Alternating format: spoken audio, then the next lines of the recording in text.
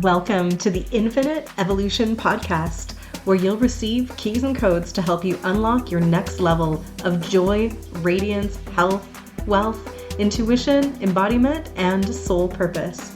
This is a space for lightworkers, healers, spiritual entrepreneurs, and anyone who wants to share their soul gifts with the world. We'll be exploring personal, spiritual, and professional growth and ascension through both the esoteric and magical and the tangible and practical. I'm Casey Aileen Knight, coach, mentor, as well as divine channel and soul gift activator. I founded the Luminous Evolution brand to help you elevate your business and beingness and light up the world. So glad you're here. Let's dive in.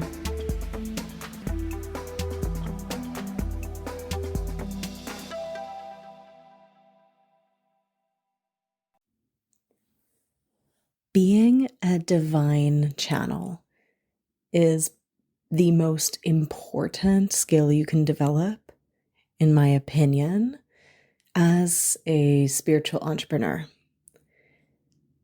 Also, just as a heart-centered human who's here for this ascension process right now.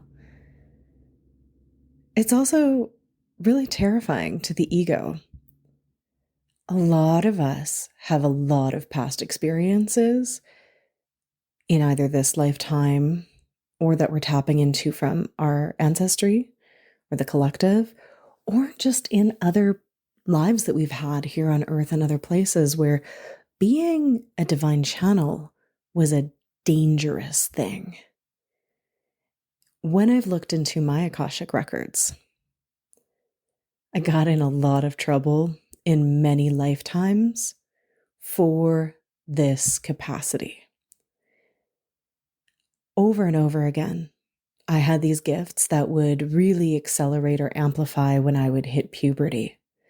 And there were a lot of lifetimes that I had to heal and collapse in the records where I would be exiled from my tribe, usually into a desert where I would basically be on my own and I would wander around and die of exposure. And they kicked me out in a heartbreaking kind of way because I scared them.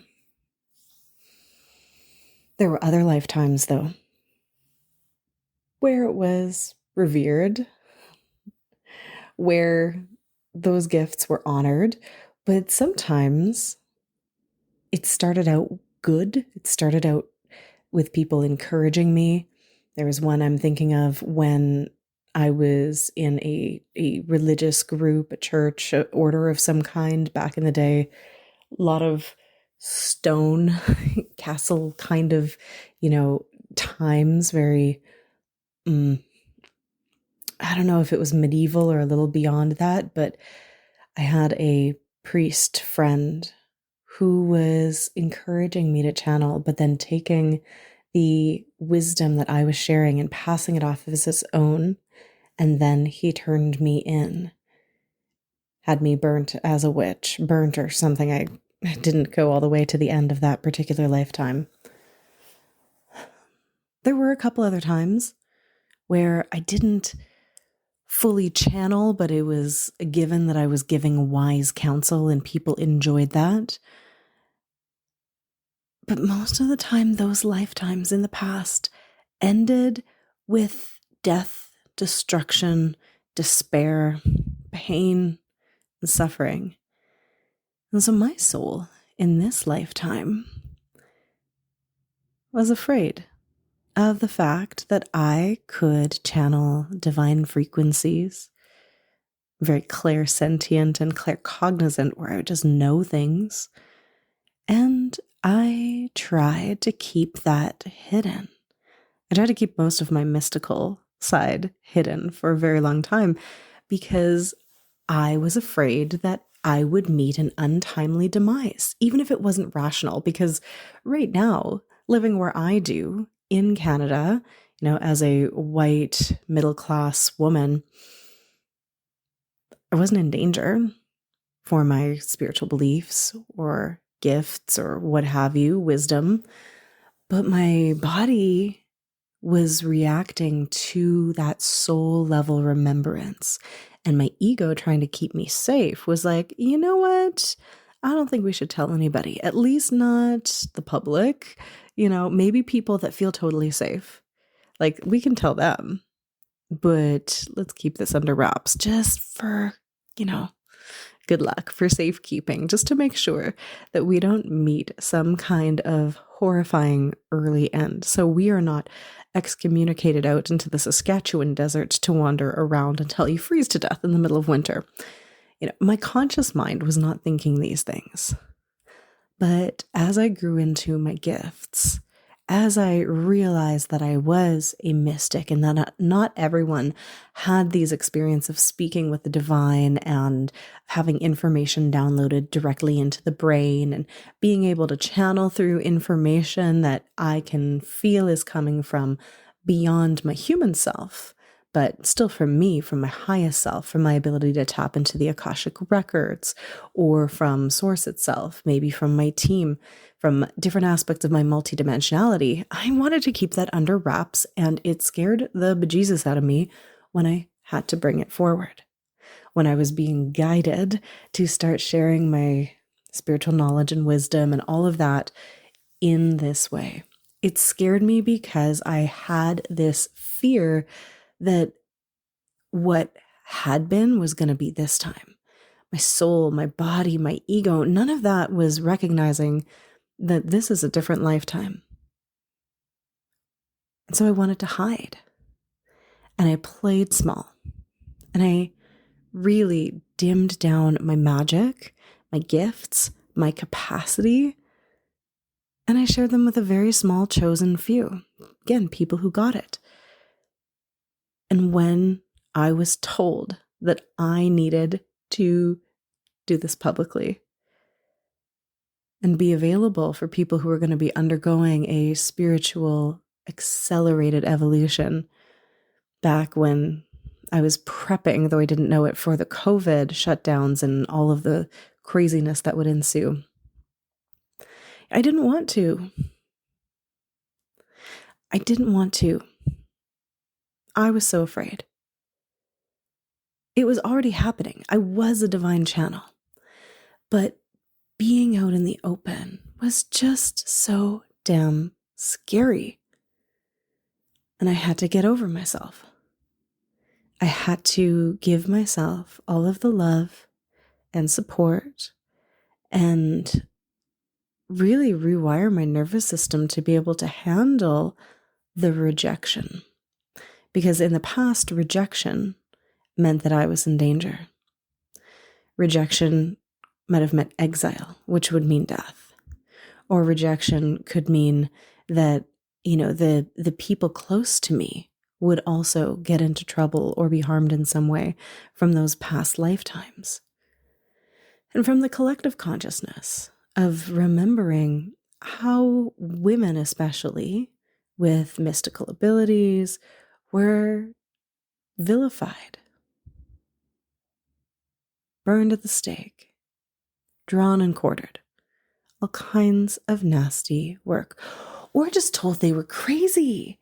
That's another one where I was afraid in a very small capacity that I would be deemed unfit, that I would be called insane.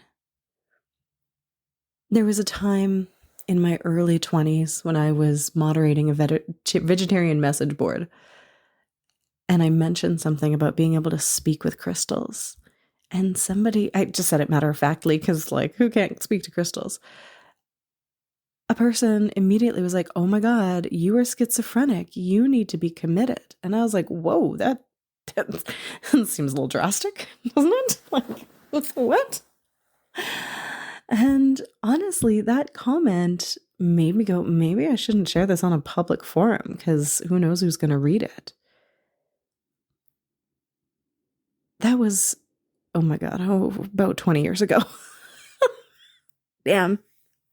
It's weird when you get older and you start to measure time in decades of how long ago a pivotal experience was for you. And that was, half your lifetime ago.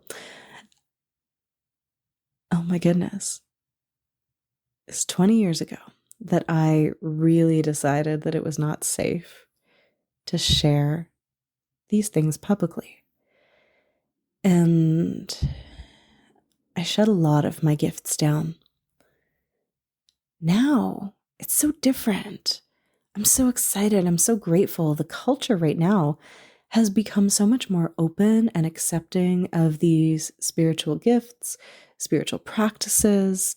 There's much more awareness. And, speaking to most people, at least in my circles, not in all circles, but no one would bat an eye if you say that you could speak to a crystal. People would be like, oh, that's cool, right? Again, not in all circles, not in all places. There are still places where that would be deemed insane. But in the zeitgeist, in the culture, on TikTok, on Instagram, on Facebook, people have come to deeply accept that. The number of people that have had spiritual awakenings over the past, 10 years, 4 years, it's wild. It's amazing. So let me tell you, it was really lonely out there 20 years ago, 30 years ago, where the only source of information with this stuff was books. And maybe if you happen to get in a room with people who thought some of the stuff that you thought, there wasn't the internet connecting us all so instantly and helping all of the people that had been put into really diverse places. They say star seeds were planted in the darkness so that we could move through the muck and then blossom, which we're doing now. We can easily find each other. We can easily connect. There's a different world out there, but it's still scary AF to start sharing your gifts publicly for most people. There's so many questions that we have as well. Like, are people going to think I'm crazy? Am I going to be committed? Am I crazy? Is this spiritual psychosis? Or am I actually bringing through something of truth? How can I trust my intuition? How can I have discernment? How do I know what's real? Why do I feel like sometimes I'm super tapped in and turned on to the divine, and sometimes it feels like I am just completely alone and it is radio silence? Why does it feel like, I've been working so hard and I can't trust what comes through, or I can't do it on demand? All of these things come up when we're really expanding into our spiritual gifts. And then there are the extra pieces around what other people are going to think. Am I going to lose friends when I start talking about this stuff more publicly? It's just a whole bundle of old traumas, programs, beliefs, fears, nervous system dysregulation because it puts us into fight or flight because it doesn't feel safe. And yet, becoming a divine channel, as I said, is the most important thing that you can do to absolutely transform your life spiritually, personally, and professionally. So what the heck does a divine channel do? What is a divine channel? When I use this terminology, it's what I mean when we are able to download information from the divine, from source or our highest self, and we can allow that information, which is basically made of light. It's electromagnetic packages of information with thoughts and feelings and whole concepts that comes through in a way that we can understand, decode, and bring into this world. It's not trans-channeling. It's not telepathically communicating with another being, which is really fun too. And I do love to do that and teach that. It is opening the channel, the literal channel between your crown and everything up there. It gives you access to the unified field or the quantum field of infinite possibilities. You can tap into the Akashic records and the super highway of information that's like the internet, but it's the all that is, and get answers to questions that you have or that you didn't even know you had.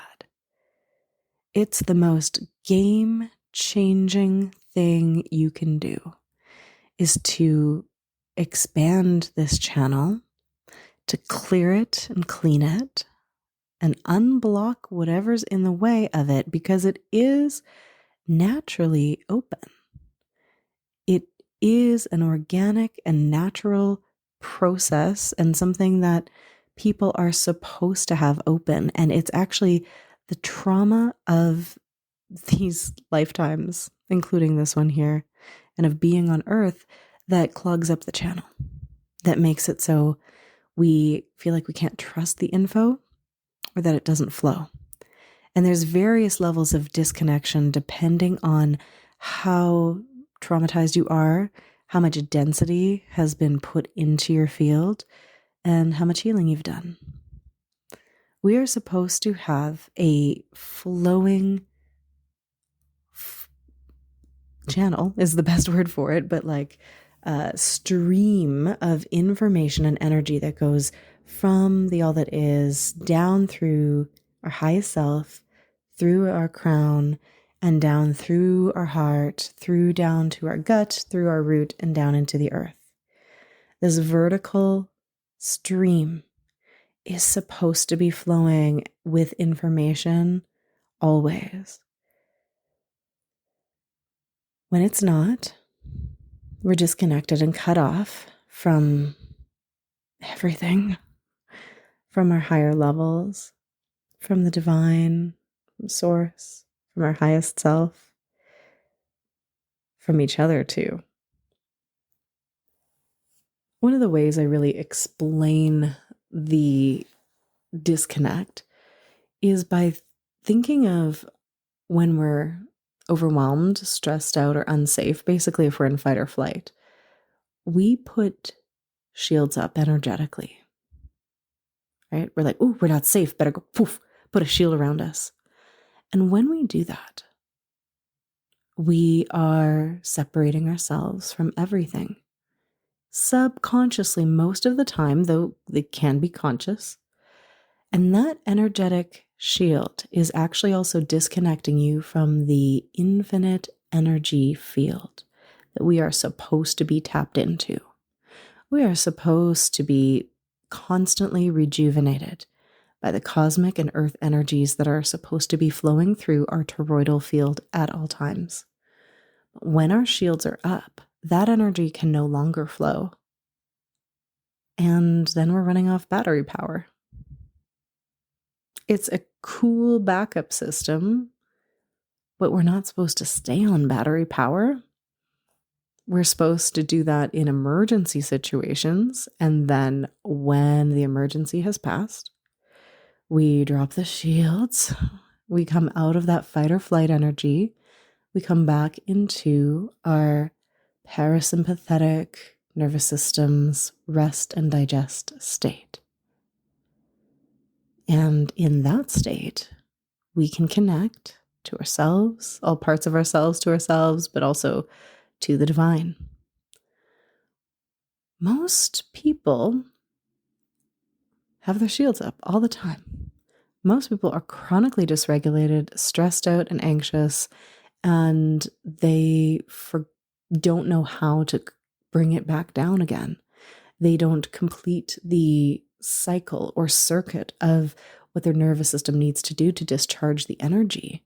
They get frozen or stuck in a state of stress. And of course, if we stay in that fight or flight energy for too long, or if something completely overwhelmed happens, we can actually go into that dorsal vagal response of like a freeze or shutdown energy, which also disconnects us from everything. Our channeling ability goes out the window. Our capacity to trust our intuition and whatever information is flowing from the divine to us, whether it's from our team, our highest self, or source, or what have you, is so hindered. So when you've got those shields up, if there's information that gets through, it might come through refracted, like bent, like how when light goes through water, it's not a straight line, it'll bend in a weird way, it refracts. That's how the information will come through, if it comes through at all. And that distorts it. So then we're receiving this and we're like, well, can I trust it? Is this true? It feels good, but off. Like, I don't know. And we're also actually perceiving our entire existence and reality through the lens of, I'm not safe, when we're in that fight or flight energy, because we're focused mostly on our safety and survival. So it's almost like we're wearing these glasses that is putting everything through the lens of suspicion. Like, ooh, like, is this true? Is it safe? Can I trust this? I can't trust anything, so I don't know about this. It also cuts us off from our body's ability to be a truth barometer. When we are in a relaxed state, when we're in that rest and digest, and we're not in the stressed out survival state of fight and flight or freeze and shut down, when we're not overwhelmed with energy and we don't have our shields up, then your body is absolutely the best truth barometer there is. And you can learn what truth feels like in your body. This is something I teach my students all of the time. Typically, truth feels expansive and lighter, and something that is not truth is going to feel heavy, icky, dense, like not good. It might make you nauseous. It might make you feel like you've got an ache or a lump in the pit of your stomach or in your throat. And I love bringing people through exercises to try this stuff on. But when you have your body open and relaxed, you can get a sense of, is this true or not? Is there distortion in it or not? And that means you can use your clairsentience, which is the clear feeling energy in your body, and your claircognizance to bring through information, to channel it, and to be able to feel. Is this from my highest self and source? Is it from the divine? Is it light and expansive and uplifting, infused with the divine love of the all that is? God, source, the universe, whatever you want to call it, always comes through with an incredibly loving presence. Fear, overwhelm, scarcity, not being sure, that first off feels gross in the body, feels heavy, yucky, right? Not very good. And it's not true, or there's distortion in it, so it's partially untrue. When we can work with those two factors, we don't need fancy clairaudience and clairvoyance and all of those things, when you can see and hear your guides and all of that. We don't need that.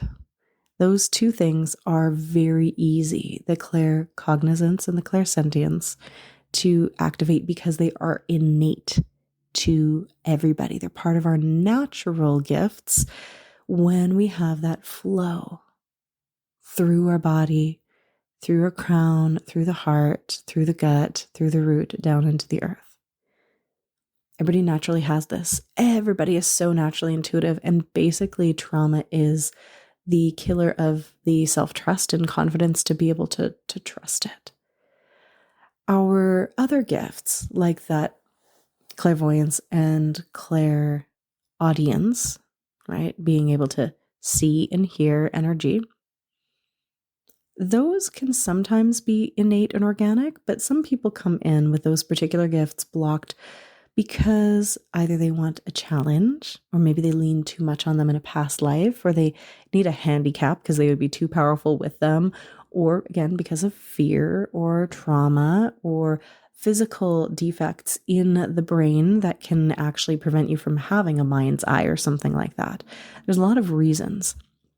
And in fact, some of the highest level, master level souls that I have met on this planet have things like aphantasia, where they have no mind's eye, and it's because they wanted the game to be harder. They wanted to hinder themselves because it would be too easy if they had the full range of their superpowers available and accessible to them. And also, some of them come in with the most forgetfulness about who they are. And I can see it and I can feel it psychically, and I know it. And they have no idea. It's fascinating. It's so interesting. But they come here to play the game, to support, and to go through life's challenges without their spiritual knowledge, because they know they can survive, but they don't give themselves the gift of remembering. So they play the game on hard mode. It's really interesting. When you become a divine channel, you get to be privy to some interesting information for yourself, for other people sometimes, and for humanity. That's why I'm saying becoming a divine channel is, first off, a massive cheat code for life. If you can get over the fear, if you can clear the trauma, if you can support yourself and give yourself the love and the safety and the security and the resources you need to be a clear channel for divine information to flow, then you have divine information to guide you in all things, in all areas of your life. You can get answers to anything. Not always all the intermediate steps, because that's not the game we came here to play. Came here to learn about trust and flow and faith and all of those things. But you can always, always, always get your next right step. You can always know what to do. You can really be able to create this flow in your life because you can tap into what you need when you need it, and you know that. And the relaxation that you actually get in your nervous system because of that is so freaking powerful. You know you're guided. You know you're supported, because in order to be a divine channel, you're connected to the divine. You know without a shadow of a doubt you are supported at all times. And the divine channel comes with the depth of love that the divine has for you. And it is one of the best feelings in the entire world. When you really tap into it, it's a love that is so profound. It literally will change you at the cellular level. Because that disconnection, sometimes we don't know how much we are missing that love because we can't remember having it in this lifetime. It feels, to some people, fake and phony because they can't imagine anything actually being that good and that pure because they only know pain of separation. When I reconnect clients, they so often weep with joy, with this feeling of being broken open by the divine love. And sometimes with this bittersweet energy, there's a tinge of sadness going, oh my God, I didn't know how alone I felt until this moment when I was no longer alone. It is channeling the frequency of home. And you realize that first off, you've never been alone, not once. That was the illusion. That was the separation. The lie that you have been alone, trying to figure things out all by yourself. And it can be heart-wrenching at first to feel love that changes everything. And when you become a divine channel, you're never alone again. Ever. You never feel abandoned by God or the divine or your team, your guides. It's always there. And the way that changes you, the way that allows you to play the game in a completely different way, is almost undescribable. Because it sounds too good to be true. To go from feeling like you are wandering around on this planet alone, trying to figure things out, oftentimes stressed and overwhelmed and stuck, or like in this place of darkness where there's so much suffering and you've been through so much pain. Why have you forsaken me, God, and stuck me on this cold, lonely rock where people are absolutely nuts and they don't treat each other with the kindness that I feel like they should, because I remember in my heart of hearts that it is supposed to be different and that love is actually what we are supposed to be experiencing here. Yeah, that goes away completely when you become a divine channel, because you get to tap back into that divine love and understand that it's only the separation, which again comes from the trauma, the density from life on earth.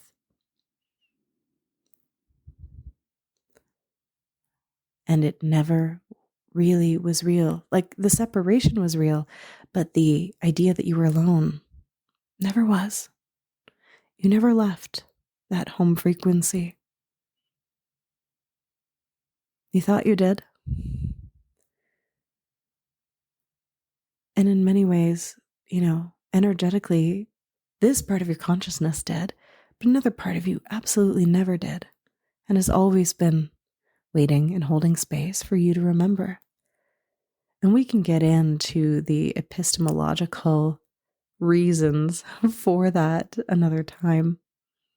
But I will just say that part of the forgetting, part of the separation, is for the ecstasy of remembering and the joy that comes through that reunion. It alters your brain chemistry. Like, oh my goodness, it is just paradigm shifting. It's wild. And I also mentioned it was the greatest life hack ever, because you can walk through life with this level of faith and trust that you just couldn't have before. Because it's not even faith anymore. I mean, yes, you can have faith that everything's going to all work out, but faith implies that you're taking something on faith and you don't have proof or evidence for it. But when you're a divine channel, like, it's not faith anymore. It's like, you feel it. It's in you. It's so real. It's so tangible that there is absolutely no mistaking it for anything else. And even if other people think you're crazy. This level of reality and this level of communion with the divine is so much more real than anything else. It's unmistakable. It's unbreakable. And it shifts the way you move through the world. So what would you do if you had a connection to the divine, to your intuitive flow, and you could channel through this connection at will, on command, as easily as turning on the TV? How would that change things for you? What would happen if you had that level of communication with your higher guidance? I think your life might take some different paths. Because the thing about the level of divine love that comes through is that it obliterates fear, at least for a little while, until your ego realizes, oh my God, that divine guidance told me to do what? That doesn't seem safe. That's scary. But you have this connection that comes with a love that guides you, and everything else is figure outable. And the fear might kick in because that ego is trying to keep you in the known, because the unknown is unsafe because you can't control it because you don't know it. But when we start operating from the level of soul rather than, the human mind and ego, we can work with that ego and soothe it and be like, it's okay, buddy. Just kind of like, anxiety in the movie Inside Out 2, which if you haven't seen, by the way, I absolutely recommend because it is a fabulous way of understanding how the brain, emotions, and self-constructs and belief systems work and how they operate. They did an incredible job. Anyway, in Inside Out 2, not to give you a spoiler, anxiety winds up being at the helm for a while. And that does not work out well for Riley, the protagonist. Eventually, all of the other emotions work together to help anxiety realize that she should not be the one in charge all the time. She's got a job to do, and that's to keep Riley safe, just like our ego basically is, trying to plan for the future and basically make everything go smoothly. But if you let anxiety, if you let the ego drive the bus, then it's a very different experience than allowing your soul to lead. Because the soul, first off, is connected to that highest self that has the most amazing perspective and viewpoint, because it is outside of time and space and it can see the all and it can see the higher perspective and how things are going to work out.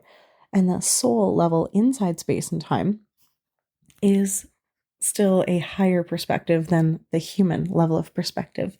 And so it's basically taking over and allowing the ego to sit beside and say, hey, watch out for danger and let me know, but I can see the bigger picture. So I'm going to be the one to drive. I'm not going to be the one to choose where we go and how fast we're going. And there can be co-creation. Any spiritual practice that tells you you have to kill your ego is, in my opinion and experience, wrong. The human ego will ultimately dissolve at certain levels of attainment that most people on this planet will never attain, but killing it is never the way to get there. It's all about integration and unification and allowing each part of us, which does play an important role, to play its role, but not to take over, right? Divine union with all levels and layers and parts of ourselves is going to bring us to where we need to go so much faster than anything else. That's the work, right? Purification and cleaning and getting rid of everything that's in the way, that's not us, right? That's not innately, organically us. And then allowing our soul light to shine through, but having this direct connection to the divine that also flows through it. So it's light, coming from the divine down through us, but our hearts are also illuminated, and there's the cleaning and purification process of our entire field so that light can shine, so that we can embody our soul energy and we can live and be as that instead of the cobbled together egos and beliefs and projections and stories and traumas and dramas and all of that. The work that I like to do is always to make the spiritual very practical. And I don't want to just give inspirational talks. I can do that. I'm great at that. But I don't want to just be a cheerleader. And this is coming from someone who was captain of the cheerleading team. I was a base and I used to throw around and lift a girl in high school who was 2 inches taller than me and 10 pounds lighter than me. So I was really strong. I digress. I'm just saying, cheerleading is something that I do quite well. My Sagittarius energy will also cheer you on, and I like to help you believe in yourself, but I want to give you the practical tools to do all of this. I don't want to just tell you that you should be a divine channel because it's going to change your life. I want to show you how to, and I can do that. And in the past, I have kept this information inside my longer courses, programs, certification, and my one-on-one mentorship. If you work with me, and in a lengthy capacity, right? If we're working together for a while in any of my big programs, I teach you how to be a divine channel. I teach you how to do that because it makes the rest of the work so much easier. It's like it is the work, but it's not the work people usually had come to for in the past, right? And we're at a different place. We're at a different time where I started realizing I can talk about this stuff and people are going to get it. The world is ready now. You can feel the frequency of the words. And I decided to extract my teachings about how to be a divine channel and take them out of my certifications and my longer programs and actually create a fast path to becoming a divine channel where I will share with you all of the things you need to do to clear and clean up what's in the way and exercises that will reconnect you to the divine and help you bring through the information so that you can have the divine on tap. Now, I am creating this offering and calling it the Divine Channel. So creative, I know. It is a 6-module class where I get to share the why, the what, the how, and all of the practical pieces, the activations, and the attunement to that energy that I have shared with hundreds of people in so many different ways. But I'm putting it all together for the person who is ready to do this work and wants to bring it forward as the most important piece. Like, yes, you can come and learn to do it if you are in my Evolutionary Alchemy Practitioner program or in the Transformational Journey Facilitator program. But this extraction is going to make this so much more accessible and available to people who want this now. The 6-module course is going to be running live for the first time in September 2024. I'm going to keep it available to purchase after it's run live. I work with live energy and also with the people who are going to be watching on the replays anytime I'm coaching or creating live content, because I know how to work in 0 point and I can feel the energy of everybody who's going to take my course in the future, and I can bring it into the now moment. And that's a magic skill that I have cultivated and that I can also teach my certification students, which is really fun. But I'm making this as accessible as possible. Check out the link in the show notes. It is, no matter if you're listening to this 3 years from now, you're in like 2027, you can still access this. And it would change your life. Like I said, it's the energetics, it's the activations and the frequency upgrades, but literal practical tools, practices you can use every day.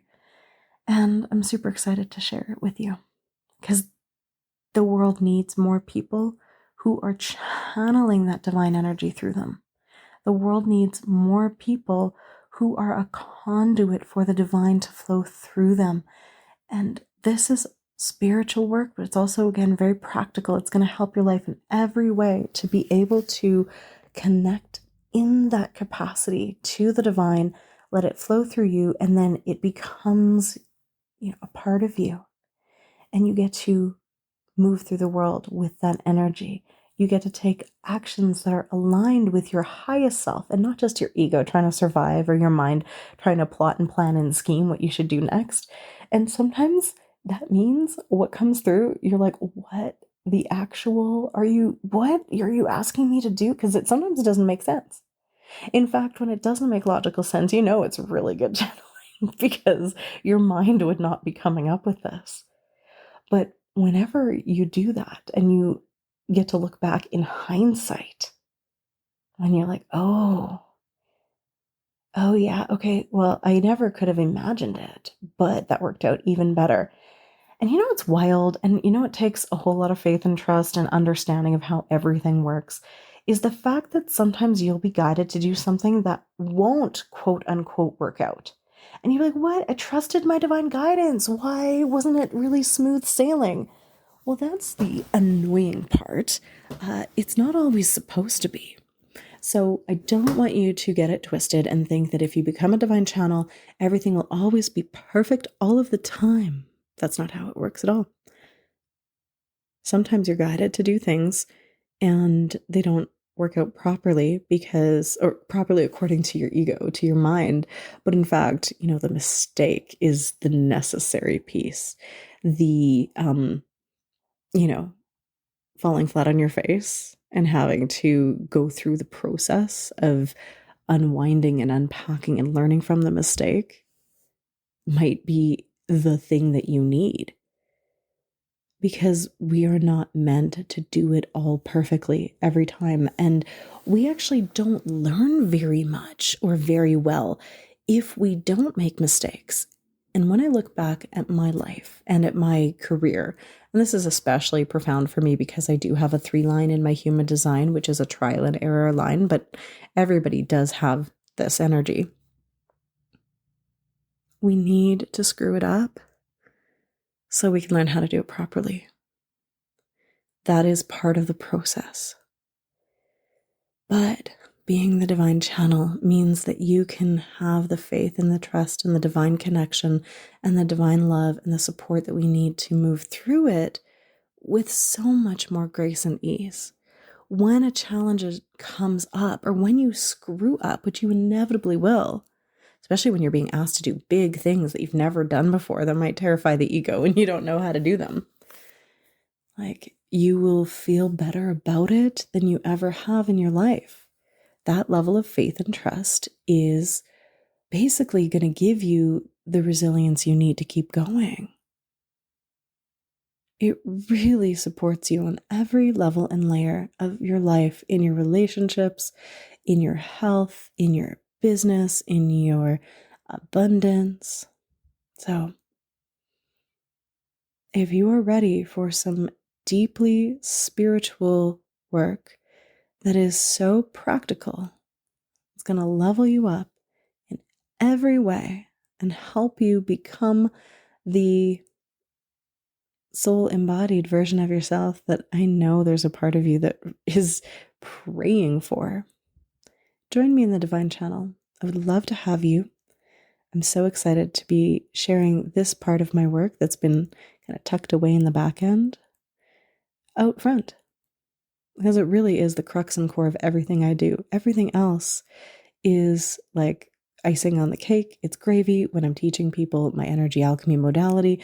The ultimate thing is they need to be a divine channel for any of it to work. When I am teaching people how to hold space for other people in my transformational journey facilitator certification, I am also teaching them how to be a divine channel to follow the flow of energy for the highest and best good of the group. I work this into everything, and I'm so excited to bring this into the world. It's time. Thank you so much for being here with me. When you're ready, the work is here for you. Sending you so much love.